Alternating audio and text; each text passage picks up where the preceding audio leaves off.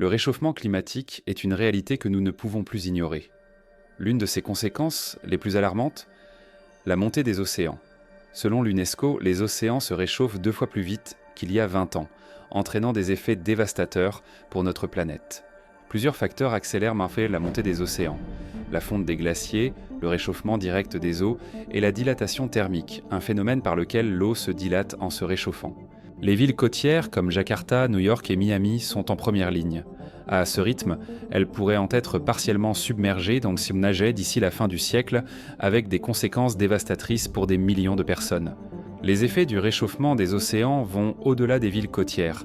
Ils provoquent l'érosion des côtes, la destruction des récifs coralliens et la baisse de la biodiversité. Les océans absorbent environ un quart du CO2 mondial, mais cette absorption a un prix. Elle entraîne une acidification de l'eau, menaçant des espèces essentielles à l'équilibre marin. L'UNESCO appelle à des actions concrètes. Protéger et restaurer les forêts marines, renforcer les aires marines protégées et encourager une transition vers des énergies renouvelables pour limiter le réchauffement global.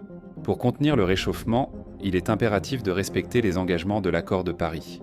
La situation actuelle demande des actions urgentes pour réduire les émissions de gaz à effet de serre. Le réchauffement climatique et la montée des océans représentent des défis pour l'humanité tout entière. En agissant ensemble, nous pouvons limiter les impacts pour les générations futures.